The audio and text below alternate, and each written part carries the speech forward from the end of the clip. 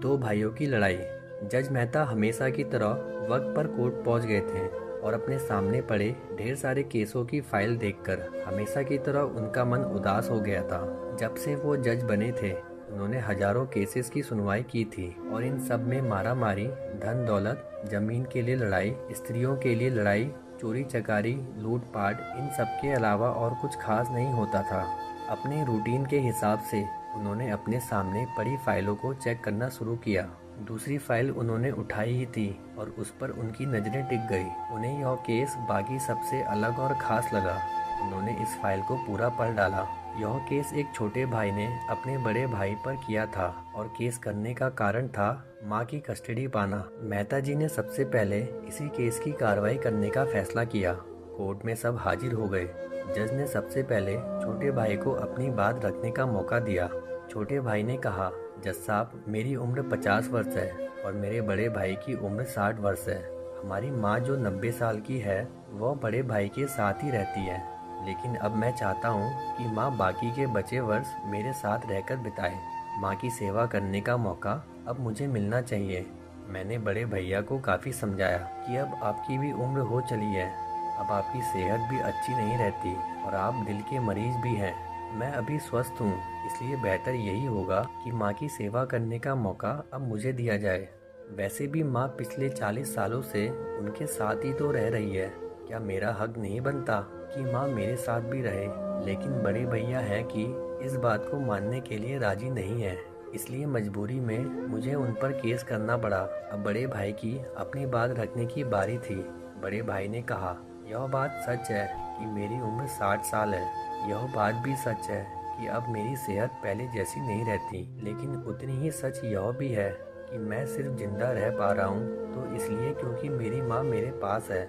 चाहे मेरी सेहत कितनी भी खराब हो, चाहे मेरी ज़िंदगी नर्क जैसी हो, लेकिन मेरी माँ मेरे पास होने की वजह से वही तकलीफ़ों भरी ज़िंदगी स्वर्ग जैसी बन जाती है। जज साहब, आप ही बताइए, मैं माँ को अपने से दूर कैसे होने दे सकता हूँ? जज ने बड़े भाई से कहा कि तुम खुद कहते हो कि तुम्हारी सेहत अच्छी नहीं रहती, तो भला कैसे तुम अपनी माँ की देखभाल अच्छे से कर पाओगे? यह भी तो सोचो।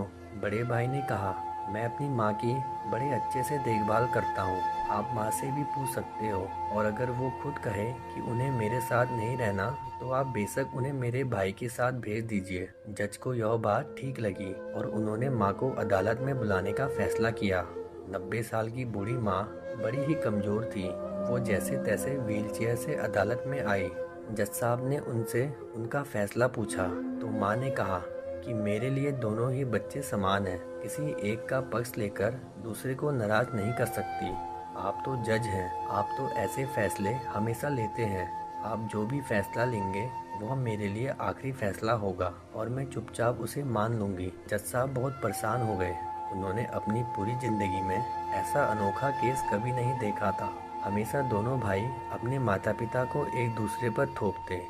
एक कहता तुम रखो तो दूसरा कहता तुम ही रखो। जज का आश्चर्य तब और भी ज़्यादा बढ़ गया जब उन्हें पता चला कि माँ के पास दोनों बेटों को वसीयत में देने के लिए फूटी कौड़ी भी नहीं थी।